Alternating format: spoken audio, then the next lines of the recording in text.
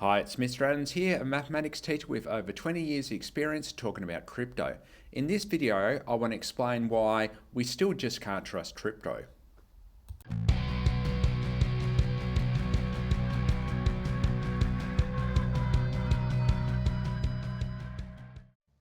It's hard to overstate why trust is so important to the financial sector. This trust was really broken in 2007. The promise was without adequate oversight, companies would make a lot of money, but everyone would share in its wealth. But that didn't happen. What happened was the wealth became rich and everyday people had to pick up the pieces. Almost no one was held accountable. The anger from this period is very real, very raw. Trust had been on the decline, but this helped to accelerate the decline. Bitcoin was created in the aftermath of this breach of trust. Early adopters had this very anti-Wall Street mentality and wanted to be part of a system that was outside of this bad behavior of the Wall Street bros.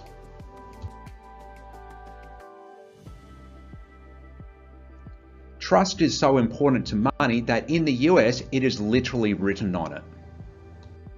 Trust in money, or lack thereof, is not a new phenomenon.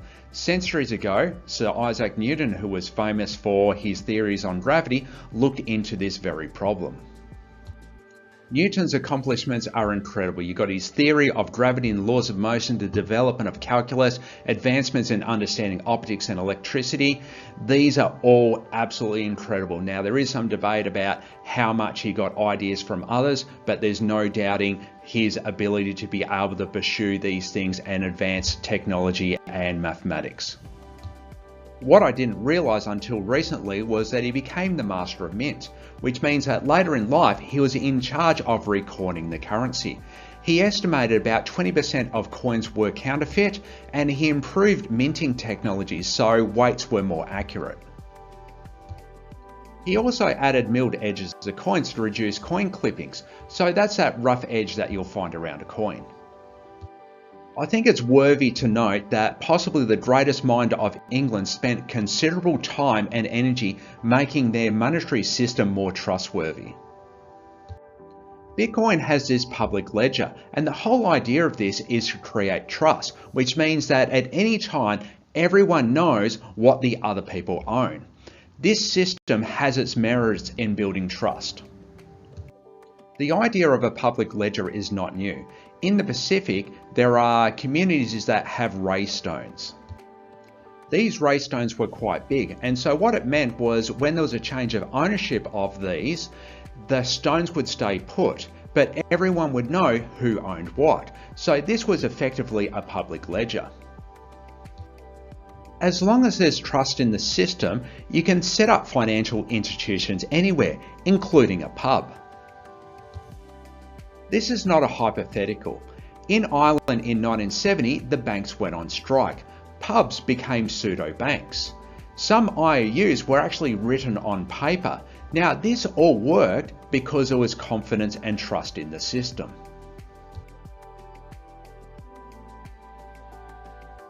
In Zimbabwe in 2008, they had hyperinflation. That meant that the currency devalued so much that the $100 trillion note became available. People started using South African currency because they lost all confidence in the Zimbabwean dollar. Argentina has had many periods of high inflation.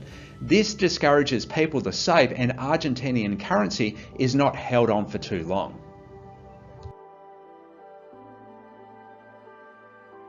Wall Street behaviour is bad, but crypto has become much worse, and I'll just go through a couple of examples of many to illustrate this. FTX was a crypto exchange that lost billions for customers. Now, an exchange shouldn't actually collapse because you're taking a fee for investing in crypto. They collapsed because of a lack of regulatory oversight. Hawk Tour Girl launches a crypto coin in what appears to be a pump and dump scam. So this is where you get investors to buy in, raise the price, and then you sell out. Many financial scams are now using crypto as a way of getting financial details of people. The lack of credible infrastructure makes it difficult to use crypto safely.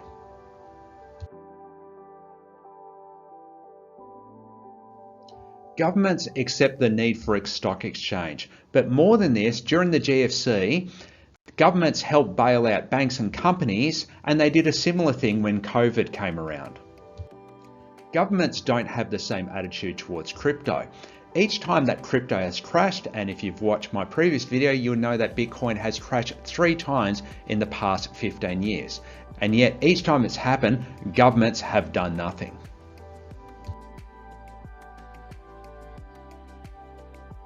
Government support for crypto is fickle at best.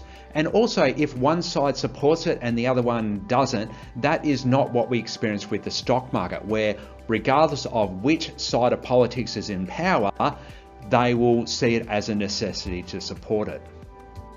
We can't also trust what governments are going to do from a regulatory point of view.